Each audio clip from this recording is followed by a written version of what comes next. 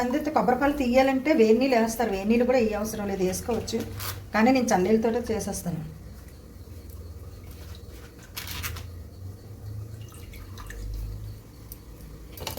ఇక కొబ్బరిపాలు వెళ్ళి వచ్చేస్తాయి.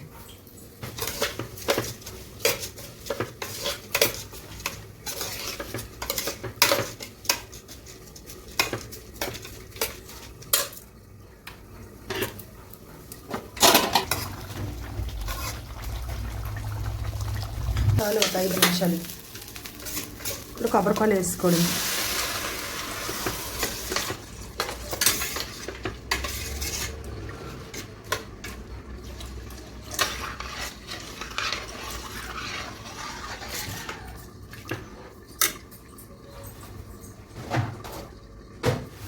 కొంచెం ఉప్పు వేసుకోవాలండి.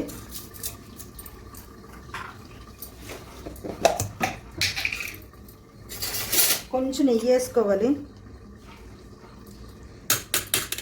నెయ్యి వేసుకుంటే అన్నము అంటుకోకుండా ఉంటుంది, అన్నం ముద్దలాగా అవ్వదు కొంచెం నెయ్యి వేసుకుంటే.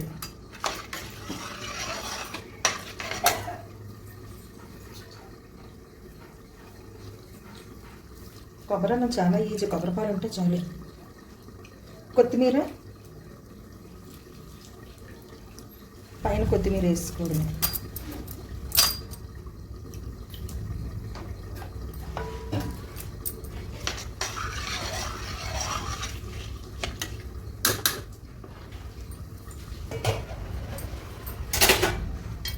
ఒక 5 నిమిషాలు హైలో ఉంచి ఆ తర్వాత సిమ్లో పెట్టేస్తే ఆ దగ్గరికి అయిపోద్ది. మళ్ళీ సిమ్లో అయిపోయాక దగ్గరికి అయ్యాక మళ్ళీ మీకు చూపిస్తాను.